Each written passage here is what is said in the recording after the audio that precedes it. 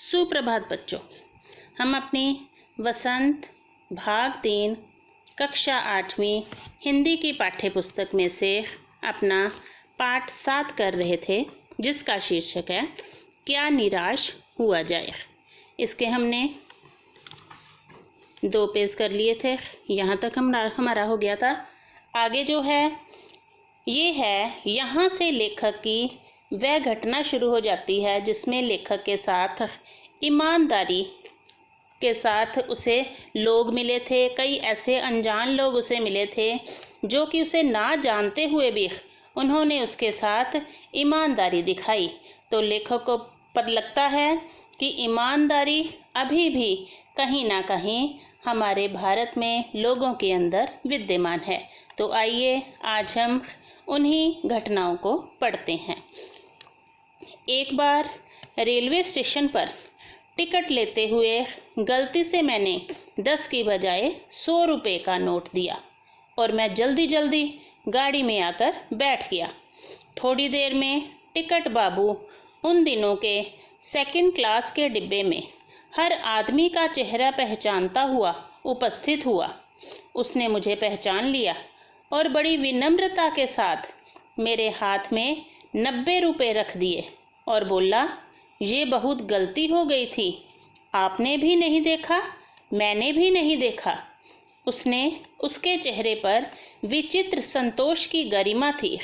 गरिमा, महिमा, प्रसन्नता। मैं चकित रह गया। चकित मतलब हैरान। इसमें यह बताया गया है कि एक बार लेखक जो होता है वह अपने परिवार के साथ स्टेशन पर टिकट लेने जाता है। वहाँ उसे सिर्फ 10 रुपये देने होते हैं, लेकिन ट्रेन का टाइम हो जाता है। वह जल्दी में 100 रुपये का नोट जो है वो टिकट बाबू को दे आता है और अपने परिवार के साथ ट्रेन में चढ़ जाता है।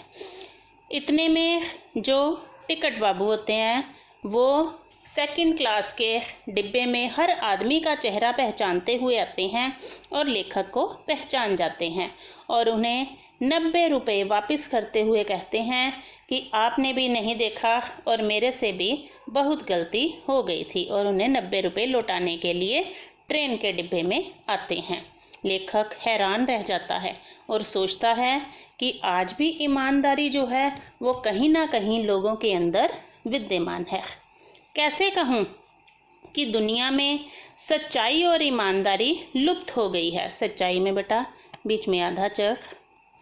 वैसी अनेक अवांछित घटनाएं भी हुई हैं, परंतु ये एक घटना ठगी और वंचना की अनेक घटनाओं से अधिक शक्तिशाली है। अब आगे वो कहता है कि वैसी अनेक अनचाही घटनाएं भी हुई हैं, परंतु उसे एक और ठगी, वंचना मीन धोखे की घटना उसे सबसे अधिक जो है वो शक्तिशाली लगती है। कि ये जो आने वाली अब मैं घटना बताने लगी हूँ, ये उसे ठगी वाली घटना जो है वो बड़ी ही शक्तिशाली, बड़ी ही महान लगती है। एक बार मैं बस में यात्रा कर रहा था। मेरे साथ मेरी पत्नी और 3 बच्चे भी थे। बस में कुछ खराबी थी, रुक कर चलती थी।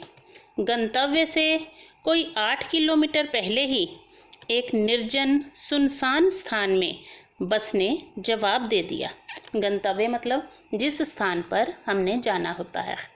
तो क्या हुआ, बस में बैठ गए, बस रुक के चल रही थी। अभी वह गंतव्य जिस स्थान पर उन्हें जाना था वहाँ से 8 किलोमीटर पहले ही, वहाँ पहुँचने से पहले ही किसी सुनसान स्थान पर बस खड़ी हो गई, रुक गई। रात के कोई 10 बजे होंगे। बस में यात्री घबरा गए। कंडक्टर उतर गया और एक साइकिल लेकर चलता बना। लोगों को संदेह हो गया कि हमें धोखा दिया जा रहा है। इतने में क्या हुआ, कंडक्टर उतर आया और साइकिल लेकर, ये कंडक्टर है, ये साइकिल लेकर ये चला गया। लोगों को डर लगने लगा। उन्हें लगने लगा कि उनके साथ धोखा हुआ है, यहाँ पर बस लूटी जाएगी और हम सब यहाँ पर लूट लिए जाएंगे। बस में बैठे लोगों ने तरह तरह की बातें शुरू कर दी। किसी ने कहा यहाँ डकैती होती है, 2 दिन पहले इसी तरह एक बस को लूटा गया था, परिवार सहित अकेला मैं ही था। लेखक कहता है सब में अकेला मैं ही था जो परिवार के साथ था। बच्चे पानी पानी चिल्ला रहे थे। पानी का कहीं ठिकाना ना था। ऊपर से आदमियों का डर समा रहा था। अब लोग तरह तरह की बातें बना रहे थे। लेखक परिवार के साथ अकेला ही था। बच्चे उसके पानी पानी चिल्ला रहे थे, पानी कहीं पर नहीं था। और साथ में डकैतियों का भी डर था, आदमियों का भी डर था। कुछ नौजवानों ने ड्राइवर को पकड़कर मारने पीटने का हिसाब बनाया। ड्राइवर के चेहरे पर हवाइयाँ उड़ने लगी। लोगों ने उसे पकड़ लिया। वह बड़े कातर ढंग से मेरी ओर देखने लगा और बोला, हम लोग बस का कोई उपाय कर रहे हैं, बचाइए, ये लोग मारेंगे। अब लोग जो हैं वो सलाह कर रहे थे कि ड्राइवर को पकड़कर मारा जाए, क्योंकि उनको लगता था ड्राइवर और कंडक्टर की मिली भगत है और यहाँ पर लोग हमें, डाकू जो हैं वो हमें लूटने आ जाएंगे। ड्राइवर ने उनकी भावना को पहचाना और लेखक की ओर देख कर कहने लगा कि मुझे बचाइए, ये लोग मुझे मार डालेंगे। डर तो मेरे मन में भी था, पर उसकी कातर मुद्रा मतलब उसकी डर वाली भयभीत मुद्रा देखकर मैंने यात्रियों को समझाया कि मारना ठीक नहीं है।